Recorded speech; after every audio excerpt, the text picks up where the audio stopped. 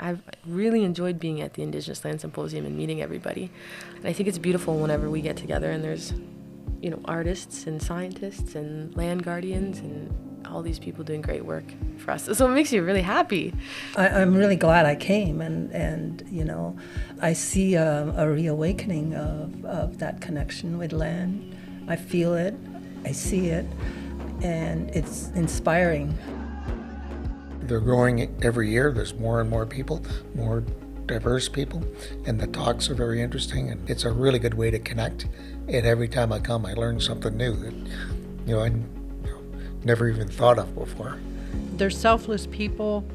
They give of themselves, and they're willing to share their knowledge and their stories about how they're dealing with issues or how they overcome. And it's vibrant. It feeds my soul to be with people who care about Mother Earth. It just doesn't even feel like work.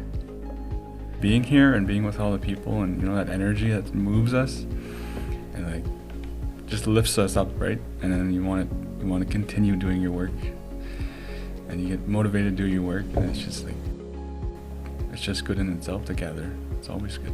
I love that I don't know a lot of people in the room. That as someone who's been in the movement for a long time, it makes my heart sing to see new people and new faces and new energy coming into the room. And it's a real blessing and an honor to be here. When I first became chief in our community, I would get lots of calls from the elders saying, come over for a cup of tea, I want to tell you something, this is what you need to remember.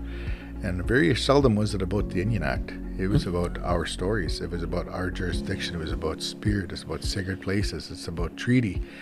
And so you don't find those stories in the books. It's really, I think, important for us to take a look at how can we change the narrative for ourselves.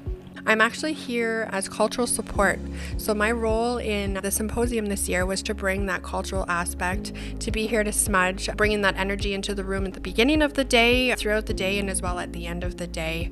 Something that really differentiates ILS to other conferences I go to is just, being rooted in ceremony, and it makes a difference. It means a lot to me, and I think to everybody. Making wigwasawabik, that's how you say birch bark basket in Anishinaabe, having the opportunity to make that during all the craziness of a conference schedule, to sit there with Indigenous elders and just to share laughs, share jokes, share stories. I really felt by the end of that 2 days, I really felt like we were like a family. Now we're involved in a birch bark basket making workshop. And then all of a sudden there's that amazement that, okay, so now I took something that was flat and raw and I made something that I could use. And my ancestors used these.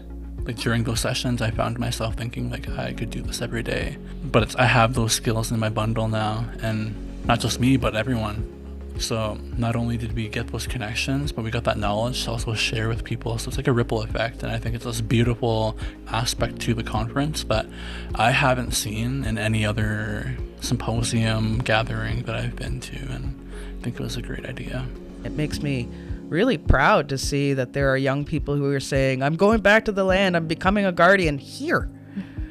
Where the bastion of industrial forestry and mining and all of these kind of realities. And I'm hoping that as we kind of face the chaos that's coming at us globally, politically, socially, that this is the kind of thing that will help us wrestle with those challenges that are coming at us. This is one of those integral parts of maintaining our nationhood. There's so many more changes that need to happen. They take a long time, and we need healthy leadership. So we need our young people and anybody in our communities rise.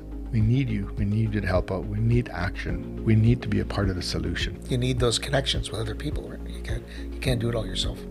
So that's what I really enjoy, is just the connections. It feels like a community when you come to these kind of things, and I think Wahkohtowin's a great organization, and they have their hearts in the right place, and their hearts are in this work. And it's an experience that's at this is a national scale experience, which is great for the region.